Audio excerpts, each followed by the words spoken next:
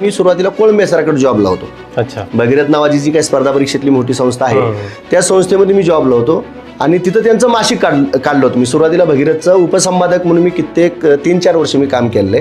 आणि की आजवर तुम्ही साधारण किती सेमिनार घेतले असतील? 1,500च्या वर. 1,500 महाराष्ट्रातलं एकही सभागृह, महाराष्ट्रातलं एकही तालुका नाही की जिथं माझं सेमिनार झालं नाही. आणि सगळे सेमिनार हाऊसफुल झालेले आहेत. बघा, काही मुलं असे आहेत फर्स्ट आयटम मध्ये सिलेक्शन होतं, मग इथं 4-4, 5-5 पंचवार्षिक योजना राबवणारे पेठेमध्ये विद्यार्थी आहेत.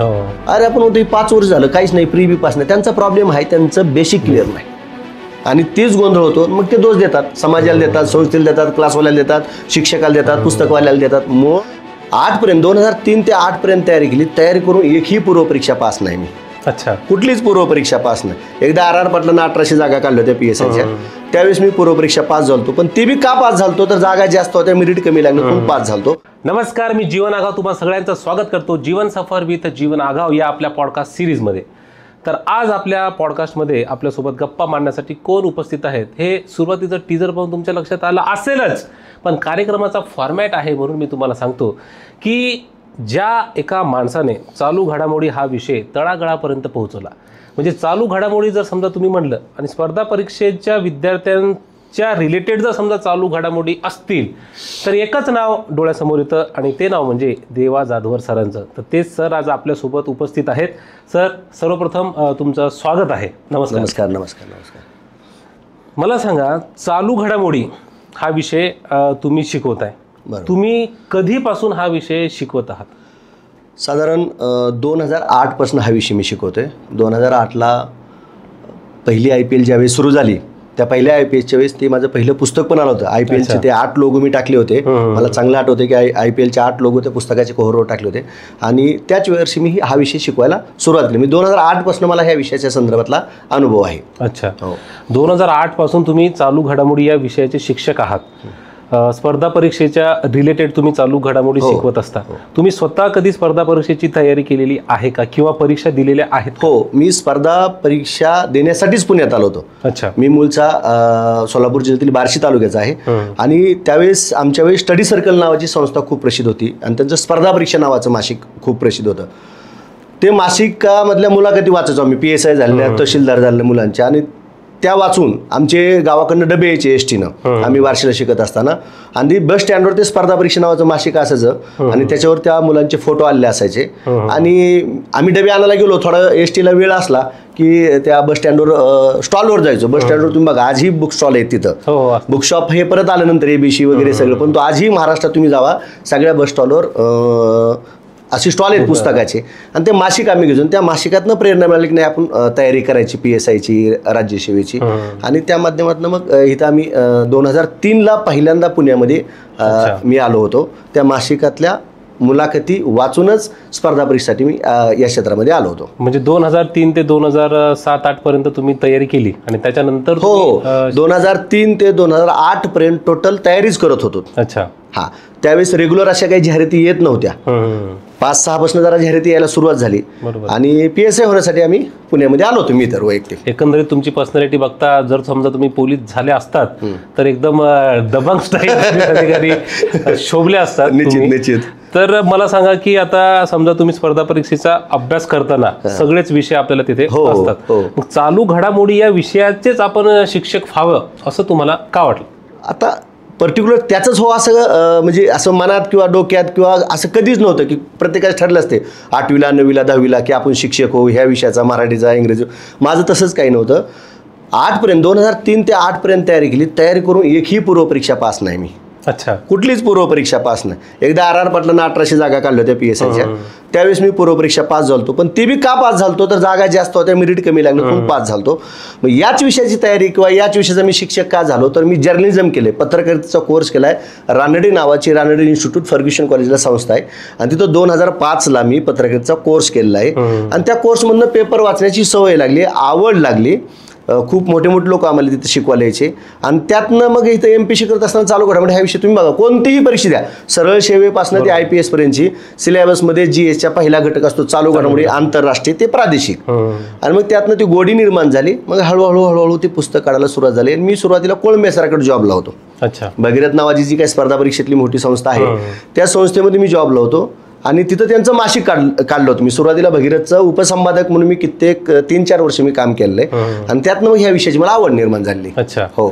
आणि तुमचं पहिलं पुस्तक तुम्ही म्हणालात की 2008 साली आलं होतं. हो. आणि आता मला सर्वांना सांगायला आवडेल की चालू घडामोडी या पुस्तकाची 73वी आवृत्ती आलेली आहे आणि 2026 पर्यंत मला असं वाटतं की 75वी आवृत्ती येईल. कुठल्याही स्पर्धा परीक्षेच्या पुस्तकाची 75वी आवृत्ती येण्याचा मला असं वाटतं की हा पहिलीच ही निश्चित पहिलीच आहे. एका टायटलची कुठल्याही टायटलची 75 आवृत्त्या झालेल्या नाहीत.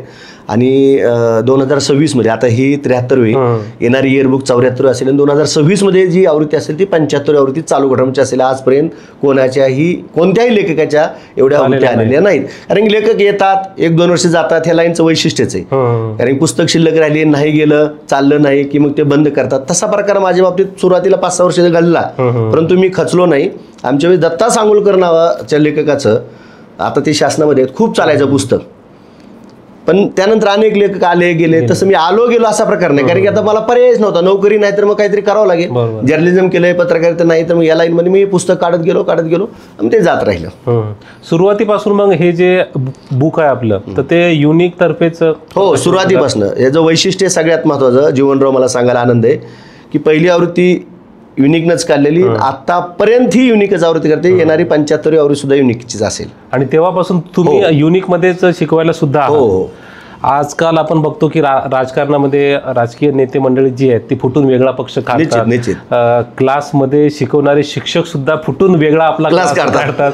तर तसं तुमच्या मनात कधी आलं नाही का? कारण तुमची प्रसिद्धी बघायला गेलं तर प्रचंड आहे, तर मग आपण सुद्धा फुटून आपला सेपरेट क्लास काढावा असं कधीच वाटलं नाही. कारण की पुस्तक काढण्यामध्ये आणि शिकवण्यामध्ये जे मला फ्रीडम माझ्या संस्थेने दिलं, युनिक अकॅडमी दिलं किंवा युनिक अकॅडमी जे संचालक जे आहेत मल्हार पाटील सर आणि तुकाराम सर, मी आवर्जून सांगतो की आफ्टर कोरोना खूप जग बदललं स्पर्धा परीक्षेचं.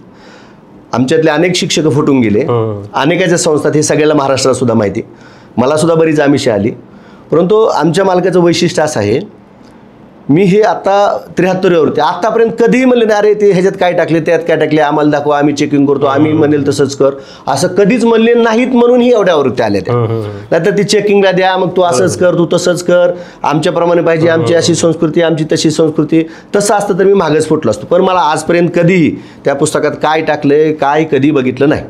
त्यामुळे तेवढ्या आवृत्त्या तिथं निघलेल्या आहेत आतापर्यंत. बरोबर आहे. मी 2014 मध्ये स्पर्धा परीक्षेची तयारी करण्यासाठी आलो होतो आणि तेव्हा तुम्ही मला शिक्षक होतात. तेव्हा म्हणजे बाकीचे पण इतरही शिक्षक होते विषयांसाठी, पण तुमची शिकवण्याची ही स्टाईल सुद्धा एक वेगळी आहे. आणि चालू घडामोडी हा जीवन विषय शिकवायचा असतोय हे माझ्या सेमिनारपासून सुरू झालं. म्हणजे पहिलं असं होतं की तुम्ही लोकसत्ता वाचला, कोणतरी सांगायचं लोकसत्ता वाचा, तुमचा पेपर वाचला की हा विषय. तसं नाही, हा विषय सुद्धा शिकवायचा असतो. ही प्रथा मला अभिमान आहे सांगायला की आमच्यापासून सुरू झाली. नाहीतर पूर्वी माझ्या चालू घडामोडी लोकसत्ता वाचा एवढंच करा संपलं, असा नाही प्रकार यातला. सेमिनारवरून एक गोष्ट मला विचारावीशी वाटते की आजवर तुम्ही साधारण किती सेमिनार घेतले असतील? 1,500च्या वर. 1,500. महाराष्ट्रातलं एकही सभागृह, महाराष्ट्रातलं एकही तालुका नाही की जिथं माझं सेमिनार झालं नाही. आणि सगळे सेमिनार हाऊसफुल झालेले आहेत. कोरोनाच्या आधी, कोरोनानंतर काय सेमिनार हा प्रश्न युट्यूब आल्यामुळं जागेला मिळायला लागले मुलांना सगळे. तर मग म्हणजे एखाद्या शिक्षकाने एखाद्या विषयाचे इतके सेमिनार घेतले असतील असं मला तरी वाटत नाही. त्याबद्दल तुमचं आपण Guinness book of world record मध्ये आपण हे करू शकतो की हे टाका. तर एवढे सेमिनार तुम्ही घेतले, तर त्याच्यापैकी असा एखादा किंवा असे काही सेमिनार आहेत का जे तुमच्या लक्षात आहे की ते खूपच स्पेशल होते? नांदेडचा सेमिनार. अच्छा. नांदेडचा सेमिनार साधारण तो 2015-16 झालाय.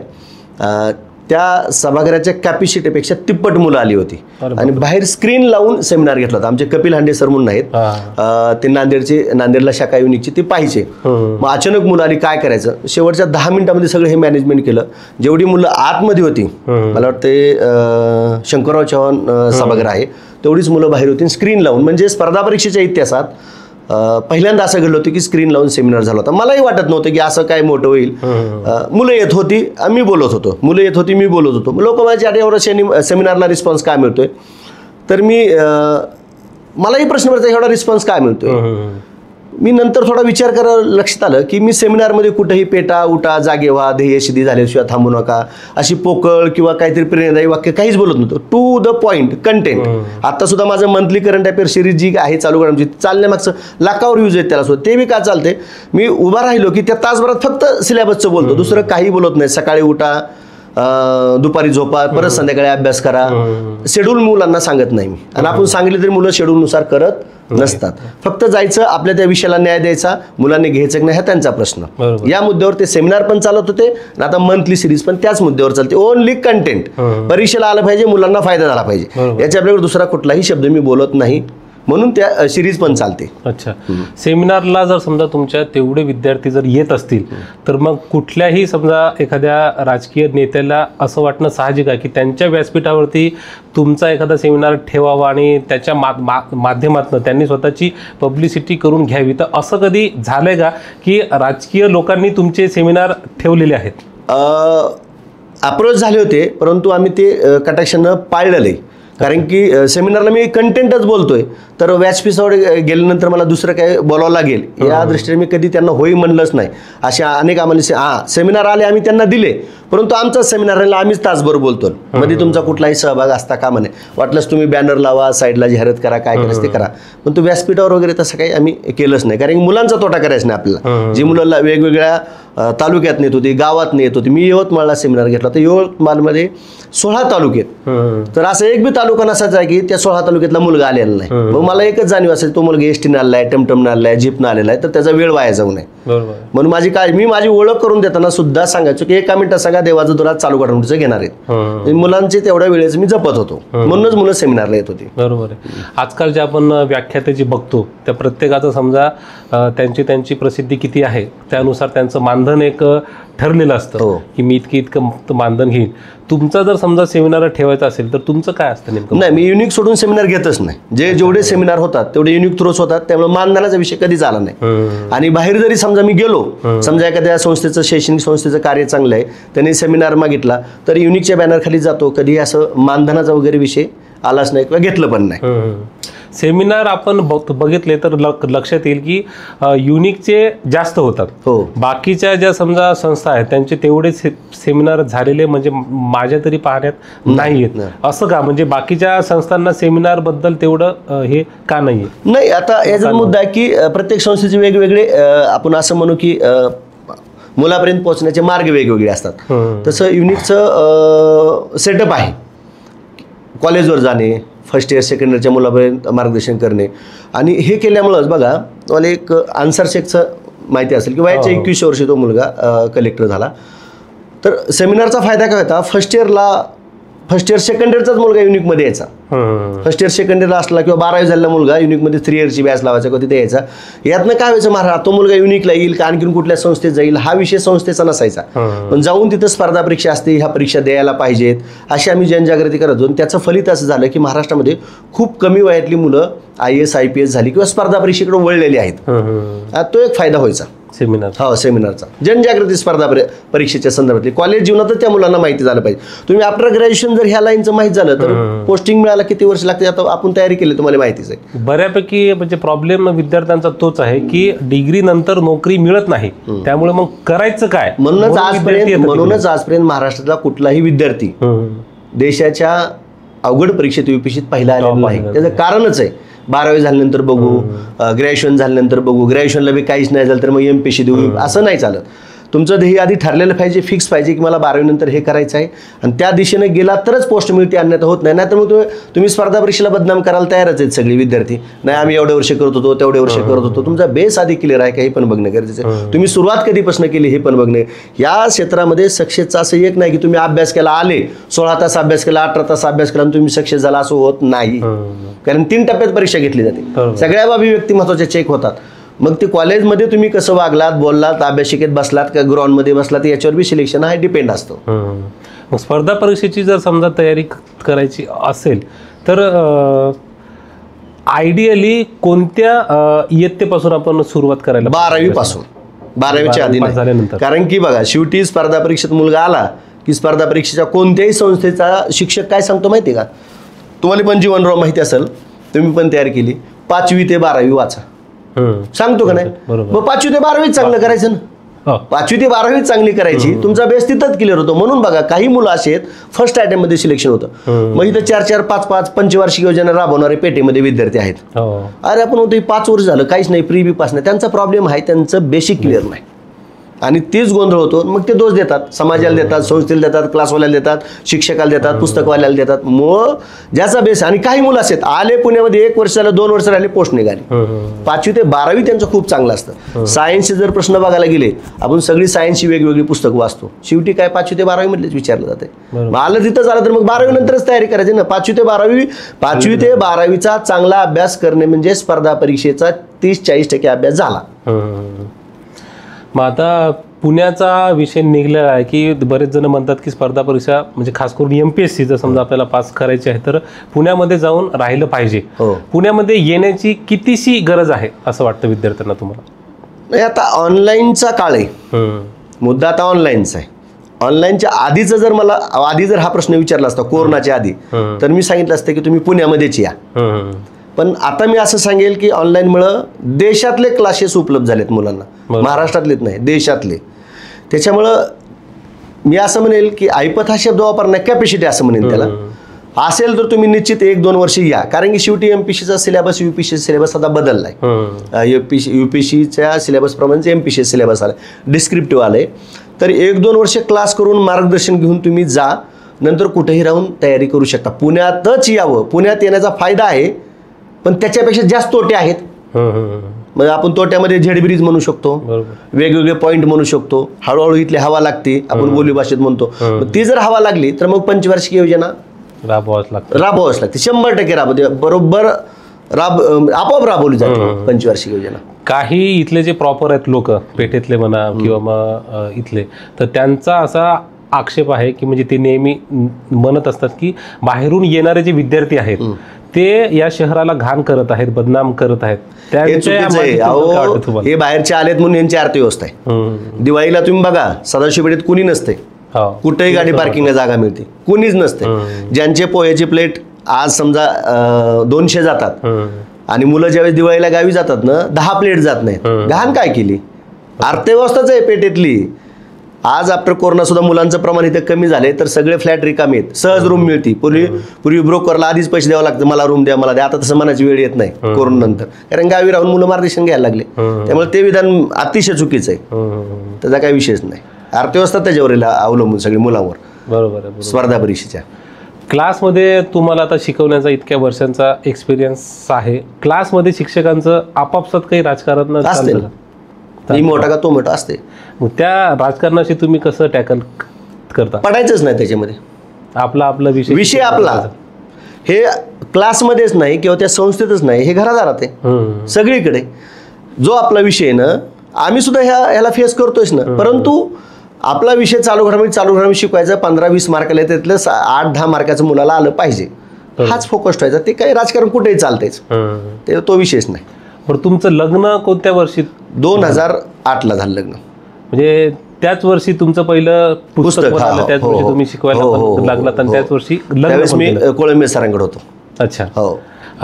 22-23 वर्षाच्या तुमच्या या कारकिर्दीमध्ये बरेच विद्यार्थी तुमच्या हाताखालून गेले असतील. तर असा एखादा विद्यार्थी की जो तुमच्यासाठी खास आहे अजूनही आज वर्षाच्यात, म्हणजे एखाद्याचं नाव जर समजा तसं घ्यायचं झालं की तो विद्यार्थी आहे बा, लक्षात आहे तुमच्या अजूनही स्पेशल असं काय? विद्यार्थी भरपूर आहेत, असं स्पेशल म्हणता येत नाही. बरेच वेगवेगळ्या पोस्टवर गेलेले आहेत. असं एका विद्यार्थीचं नाव सांगता नाही, कारण एवढे विद्यार्थी जीवनराव हाताखालनं गेलेले आहेत. प्रत्येक बॅचला 500, 600, 200, 300 असे विद्यार्थी असतात. आणि विद्यार्थी एकदा सिलेक्शन झालं ना की माझं असं वैयक्तिक मत आहे, त्या विद्यार्थ्याचं शिक्षकाचं नातं तुटतं. मग ते विद्यार्थी तोडतो का शिक्षक तोडतो हे मला सांगता येणार नाही, पण ते तुटतं. त्यामुळे असं विषय लक्षात ठेवा, कारण दरवर्षी एक मॉब जातो आणि एक मॉब येतो, एक मॉब जातो आणि एक मॉब येतो. त्यामुळे असं विशेष वगैरे कुठल्या विद्यार्थ्याचं नाव सांगता नाही येणार. बरं, विद्यार्थी जेव्हा विद्यार्थी असतो तेव्हा त्याचा सिस्टीमकडे बघण्याचा दृष्टिकोन वेगळा असतो. आणि तोच विद्यार्थी जेव्हा पोस्ट क्लिअर करून अधिकारी होतो तेव्हा त्याच्यामध्ये थोडाफार ॲटिट्यूड म्हणा तो तयार होतो का? असं 100% होतो, 100% होतो. आणि का होतं विचारलं तर ते पद आहे, ती पोस्ट आहे आणि त्यानुसार मग वागावं पण लागतं. तुम्ही इंस्टाग्राम वगैरे बघता का, रील वगैरे? हो बघतो, पण मला काय ते इंस्टामधलं जास्त कळत नाही. अच्छा. हा, माझं टेलिग्राम वाढवलेलं आहे मी, फेसबुकला असतो, पण आता जे काही इंस्टा वगैरे नवीन आले ते नाही जास्त काही आहे अकाउंट, पण जास्त मला काही ते वापरता येत नाही किंवा वापरलेलं नाही. इंस्टाग्रामवरती जर समजा तुम्ही बघितलं तर पोलिसांच्या म्हणजे खास करून ट्रॅफिक पोलिसांच्या ज्या रील असतात, म्हणजे गाडी पकडलीचे, उचललीचे, फाईन मारला, हे केलाय, तर त्या रीलमध्ये त्यांचे सामान्य लोकांसोबत वाद असतात हे झालेले. आणि त्या रीलच्या कमेंट सेक्शनमध्ये जर समजा तुम्ही चेक केलं तर मी म्हणेल की 99% कमेंट ह्या घाण असतात, भ्रष्टच आहेत हे. तर त्याबद्दल तुमचं काय म्हणणं आहे की नेमकं म्हणजे पोलीस खातं नेमकं कसं आहे? आम्ही चांगलं जवळून पाहिले पोलीस खातं. मुद्दा आहे की पोलीस स्वतःहून कोणाला खवळत नाही. एक काय आहे जीवन, पोलीस स्वतःहून कधीही कोणाला खवळत नाही. तुम्ही पोलिसाला खवळले, पोलीस सोडत नाही. 353चा सरकारी कामातला अडथळा एकदा मी अनुभव घेऊन आलेलो आहे आणि त्या अनुभवातून मला एक अनुभव आला आहे की पोलीस कुणाच्या घरी गुन्हा दाखल करायला जात नाही, कुणाला स्वतःहून असं अटक करायला जात नाही. त्याच्या हातात पुरावा असल्याशिवाय तो काय करत नाही. घाण कमेंट असतात हे साहजिकच आहे, परंतु ती गाडी चुकीच्या ठिकाणी लावली, उचलली, मग त्यांचं त्यांनी काम केलेलं आहे. तिथं पोलिसाची चूक नाही असं माझं वैयक्तिक मत आहे. आपले जनतेची चूक आहे की तिथं नो पार्किंगचा बोर्ड आपण तिथं लावले, तर मग ते त्यांचं काम केलंय. परंतु पोलिसाबद्दलचा सर्रास सगळ्याला वाईट अनुभव आहे म्हणून घाण कमेंट आहेत. परंतु माझं एक मत आहे, पोलीस त्यांच्या ह्याच्यात असेल तरच तो काम करतो, अन्यथा करत नाही. हल्ली आपण आता बघतो की सध्याचं जे काही राजकीय वातावरण आहे, आरक्षणासंदर्भात बरेच मुद्दे उपस्थित होत आहेत. आणि म्हणजे जनरल जर आपण पाहायला गेलं तर ओबीसी वर्सेस मराठा एकंदरीत हा वाद पेटलेला आहे. म्हणजे ग्रामीण भागात जर आपण जाऊन चेक केलं तर सगळ्यात जास्त ग्रामीण भागातच दिसतोय तो आपल्याला. हो आहे. त्याबद्दल नेमकं तुम्हाला काय वाटतं? नाही, तो वाद आता तो मुद्दा सरकारचा आणि कोर्टाचा आहे, त्याच्यावर मी काय बिलकुल भाष्य करणार नाही. द्यायला पाहिजे, नाही द्यायला पाहिजे. पण मी एक सांगेल की हा वाद होण्यामागे सगळ्यात जास्त सोशल मीडिया आहे. रील फिरतात आणि त्या रीलमुळं बघत बघत लोकांची डोकी भडकतात, मग ती मानसिकता तयार होते, स्टेटसमुळं भांडणं होतात. तर याच्यावर काहीतरी लगाम आला पाहिजे आणि तो आला तरच ग्रामीण भागातलं वातावरण व्यवस्थित होईल, अन्यथा होणार नाही. स्पर्धा परीक्षेचा पॅटर्न जो आहे तो आता बदललेला आहे. मेन्सचा म्हणजे MPSCच्या डिस्क्रिप्टिव्ह झाले आणि त्यामुळे झालंय कसं की जो विद्यार्थी आहे तो कंबाईनकडे जास्त आलाय. खूपच जास्त नाही, खूपच आलाय. त्यामुळे कंबाईनचा जो एकंदरीत कट ऑफ आहे तो खूप जास्त होत आहे. तर विद्यार्थ्यांमध्ये मग या मेन्स बद्दलची जी भीती आहे ती भीती घालवण्यासाठी विद्यार्थ्यांनी काय केलं पाहिजे, किंवा खरंच घाबरण्याचं कारण आहे का विद्यार्थ्यांना? घाबरण्याचं कारण बिलकुल नाही. डिस्क्रिप्टिव्ह पॅटर्नला मुलं घाबरल्यात, परंतु घाबरण्याचं कारण का नाही मी तुम्हाला एक साधं सांगतो. आपण 10वी लेखी दिली, निबंध लिहिलाय, 1857च्या उठावाची कारणं लिहिल्यात, बरोबर आहे. महात्मा फुले यांचं सामाजिक कार्य लिहिले, सगळं 10वी लेखी लिहिले, 12वी पण लेखीमध्ये दिले, ग्रॅज्युएशन आपण लेखीमध्ये केले. ग्रॅज्युएशन कुठं ऑब्जेक्टिव्ह आहे का? ऐकले का कुठल्या फील्डमध्ये ग्रॅज्युएशन ऑब्जेक्टिव्ह? मग लेखीला घाबरायचं काय कारण? उलट लेखी हा प्लस पॉईंट आहे. जीवनराव कसा प्लस पॉईंट आहे? चूक हा प्रकारच नाही. एक पानभर लिहिलं तर 2 तरी मार्क द्यावे लागणार. तसं ऑब्जेक्टिव्ह मध्ये तुम्ही चुकलात की चुकलात, 2 उत्तरे तुम्ही 3 गोल केला चुकलात तुम्ही, तसं इथं नाहीये. तर याच्याबाबत मला एक जाणवलेला असं आहे की क्लासवाले सुद्धा प्रयत्न करत नाहीत की हा पॅटर्न सोपा आहे मुलांना सांगण्यासाठी. तो करणं गरजेचं आहे. जसं आम्ही सेमिनार घेतो की मुलामध्ये जनजागृती झाली पाहिजे स्पर्धा परीक्षेच्या, त्यांनी केली पाहिजे 12वीपासून, तसं या बाबतीत बोललं पाहिजे. नाहीतर कंबाईनचं मेरिट भयान म्हणजे इतकं भयान जाईल की आता ते 60 वर आले, उद्या ते 70 वर जाईल. निगेटिव्ह मार्किंग जोक नाही. या निगेटिव्ह मार्किंगमध्ये 60, 65, 55 प्लस मेरिट म्हणलं काय करायचं मुलांनी? आणि आधीच ते 3-3, 4-4, 5-5 लाख पोरं परीक्षा देतात. ही आपली सिस्टीम अशी की एक जाहिरात 2-2 वर्ष चालते, जॉईनिंग 1-1 वर्ष मिळत नाही.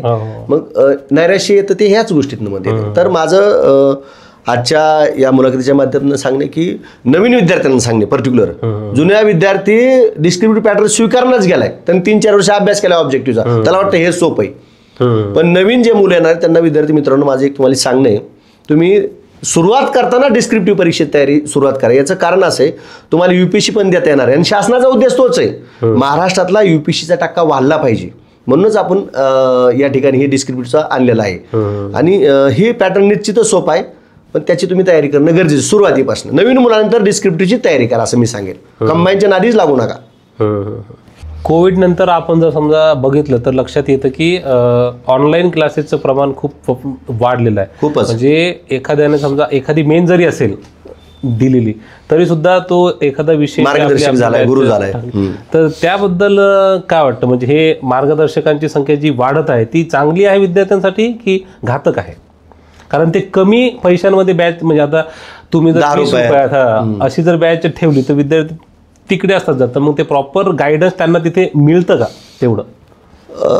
प्रॉपर नाही मिळत, परंतु एक थोडी दिशा मिळते. ऑनलाईनचा तोटा बी नाही आणि मी म्हणेन फायदा बी नाही. कारण काय, जर नवीन विद्यार्थी ऑनलाईनच्या जाळ्यात अडकला तर त्याला तोटाच आहे. जुन्या विद्यार्थ्याला रिव्हिजन होईल, थोडं गायडन्स मिळेल, पण नवीन विद्यार्थ्याला तोटा आहे. तुम्ही जर समजा शिक्षक झाले नसता तर मग काय करण्याचा तुमचा होता विचार? पत्रकारिता, जर्नलिझम झालेलं होतं, पत्रकारिता केली असती मी. अच्छा अच्छा अच्छा. परंतु ह्या लाईनच्या आपण ही लाईन ऑलरेडी केलेली होती आधी, MPSCच्या मध्ये काम केलेलं होतं, त्याच्यामुळे ह्यातला अनुभव होता. आणि सातत्य लय महत्वाचं आहे. सातत्याने केलं तर मग ते सुरुवातीचे 15-20 एडिशन चालतच नव्हत्या, मग त्याच वेळेस मूड सोडून दिले असतं तर 75व्या आवृत्तीपर्यंत मी आलोच नसतो. सातत्य महत्वाचं कुठल्याही गोष्टीमध्ये. आता चालू घडामोडी तुमचा विषय आहे, तर चालू घडामोडी जर आपण समजा पाहायला गेलं तर तासाला बदलतात. हो. तर मग ह्याचं तुम्ही अपडेट तेवढं कसं ठेवता? न्यूजपेपरचं वाचन, दररोज वर्तमानपत्राचं वाचन, ज्या घटना असतात त्या घटनाचं वेगवेगळ्या पेपरमधनं वाचन. सगळ्या एखाद्या पेपरला एक घटना आलेली असती, तीच घटना दुसऱ्या पेपरला असते, त्यात थोडी वेगळी माहिती मिळते, पुन्हा तीच घटना तिसऱ्या पेपरला असते. 8-9 पेपर मी ऑनलाईन दररोज वाचतो.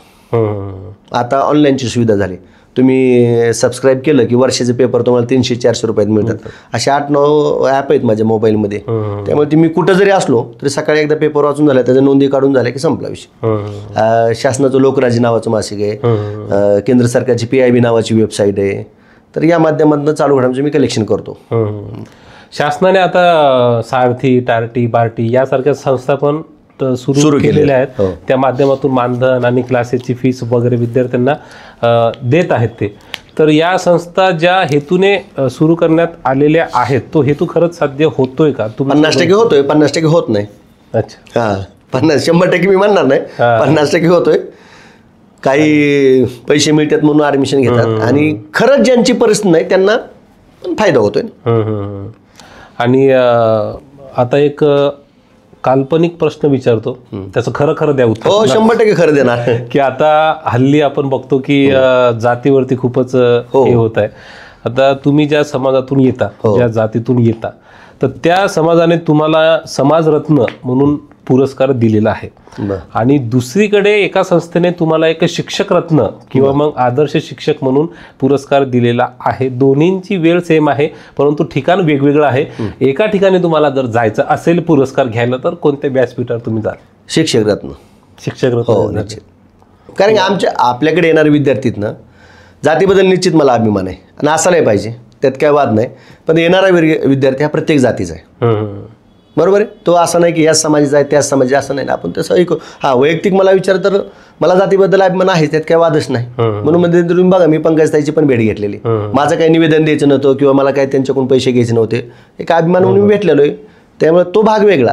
परंतु असा जर प्रश्न तुम्ही विचारला तर मी निश्चित शिक्षक रत्न. हो. अवांतर पुस्तक वाचण्याचा तुम्हाला किती? अजिबात नाही. म्हणजे तुम्ही नाही वाचन नाही वाचन केलंच नाही, फक्त न्यूजपेपर वाचणं हेच. अवांतर मी एकही पुस्तक वाचलेलं नाही. अच्छा. हा, एकही वाचलेलं नाही, आणि छंद पण नाही. उगाच मी आता तुम्ही विचारलाय प्रश्न, नाही मी खूप वाचले असलं काही नाही. मी एकदाही वाचलेलं नाही, कुठलंही पुस्तक वाचलेलं नाही.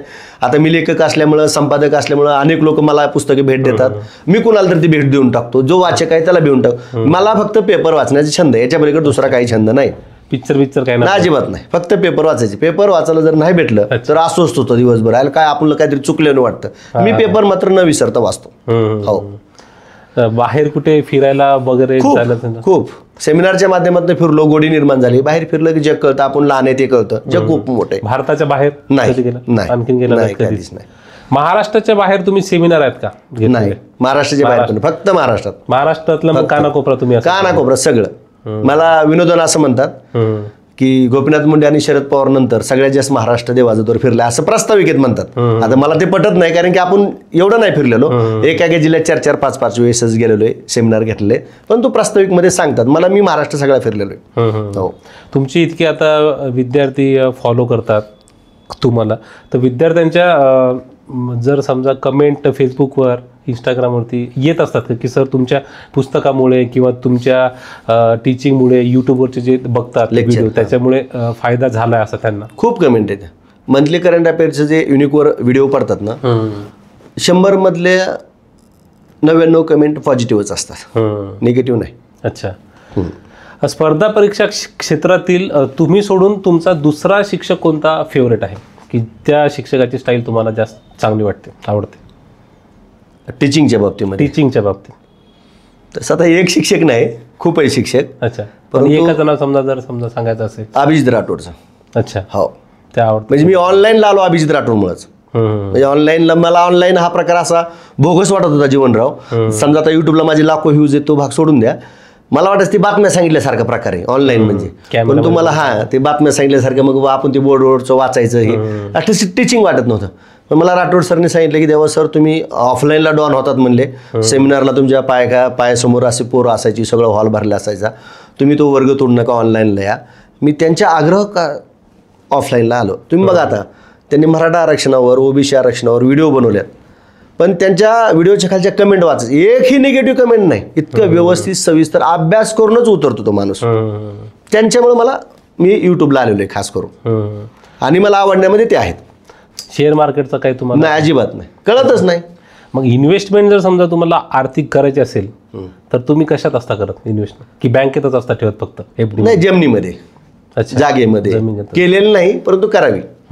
अलका कुबलची मुलाखत ऐकली होती. अलका कुबलला विचारलं होतं की तुमच्या काळात चित्रपट खूप चालले, आता जॉब नसतात एवढे, म्हणजे कामं नसतात, मग तुम्ही भागवता कसं काय, एक काळ असतो. त्यांनी सांगितलं होतं की त्या काळात आम्ही 10-10, 20-20 हजारला जमिनी घेतल्या होत्या, त्याची किंमत आता कोटी आहे.